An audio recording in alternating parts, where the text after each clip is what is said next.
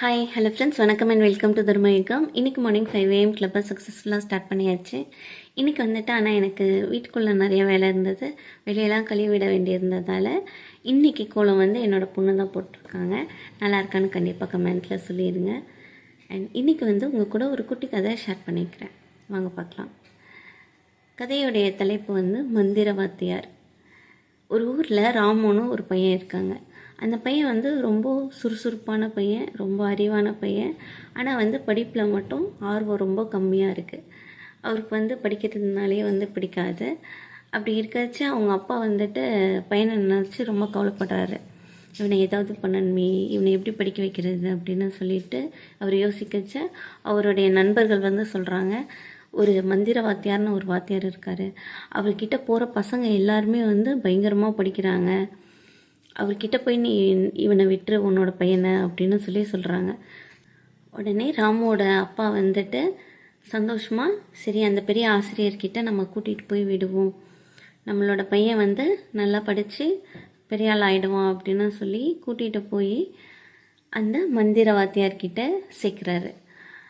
அந்த வாத்தியாரை மந்திர வாத்தியார்னு எதுக்காக சொல்கிறாங்க அப்படின்னா, அவர்கிட்ட வந்து படித்த எல்லா பசங்களுக்குமே வந்துட்டு அவங்க வந்து படிக்கவே தேவையில்லை.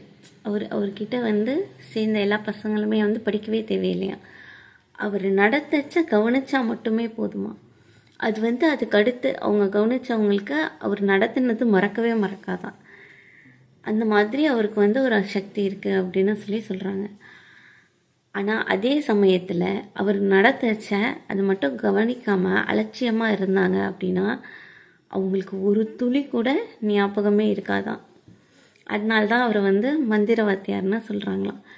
அப்படி இருக்காச்ச ஃபஸ்ட்டு வந்து சேர்ந்ததும் வந்துட்டு ராமு வந்து பயங்கர ஆர்வமாக நல்லா வந்து படிக்கிறான். அதாவது அவர் சொல்கிறத கவனிக்கிறான். கவனித்தாலே வந்து அவனுக்கு எல்லாமே ஞாபகத்தில் இருக்குது. கிளாஸில் எல்லாமே வந்துட்டு நல்லா எழுதுகிறான். அவன் வந்து ரொம்ப சந்தோஷமாக ஆயிடுறான். அப்போது அப்படியே வந்து கொஞ்சம் நாட்கள் வந்து போனதும் வந்துட்டு அவனுக்கு வந்து அந்த அசால்ட்டு திமிர்த்தனம் வந்துடுது. திருப்பியும் பழைய நிலைமைக்கே போய்ட்றான், படிப்பில் ஆர்வம் இல்லாமல். அப்படி ஆனதும் வந்து அவர் நடத்துகிறத கவனிக்காமல் ஆகுறான். அதுக்கு அடுத்து அவன் என்ன நினைக்கிறான், நம்ம வந்து அவர்கிட்ட தானே படிக்கிறோம், அப்போ வந்து நம்மளுக்கு தான் எல்லாமே வந்து அவர் நடத்துகிறதுலாம் நம்ம மைண்டில் ஏறிடும்ல அப்படின்னு நினச்சிட்டு அவன் வந்து படிப்பில் வந்துட்டு ஆர்வத்தை குறைச்சிக்கிறான். அவன் பாட்டுக்கு ஜாலியாக இருக்கான். இப்படியே போயிட்டுருக்கு. அப்போ வந்து தேர்வு வருது. தேர்வை போய் வந்து எழுதுறதுக்காக போகிறான். அப்போதைக்கு பார்த்தா அவனால் ஒரு வரி கூட எழுத முடியல. ஒரு வரி கூட எழுத முடியாமல் முழிச்சிட்ருக்கான்.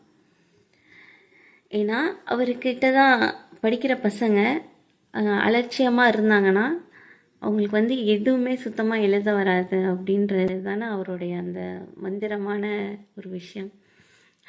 அது இவனுக்கு பழிச்சிருச்சு. கடைசியில் வந்துட்டு இவனுக்கு வந்து எதுவுமே தெரியாமல் உட்காந்துருக்கான். அன்றைக்கி தான் வந்துட்டு புரிஞ்சுக்கிறான், நம்ம வந்து அவர் நடத்தச்ச கவனமாக கேட்கணும் அவர் நடத்துகிறத. அப்போ தான் வந்து நம்மளுக்கு அது ஞாபகத்தில் இருக்கும். இல்லாட்டி இப்படி தான் ஒன்றுமே தெரியாமல் போயிடுவோம் அப்படின்னு நினைக்கிறான். நினச்சிட்டு அதுக்கப்புறத்துலேருந்து ஒழுங்காக படித்து அவன் ஒரு பெரிய ஆசிரியராக ஆயிடுறான்.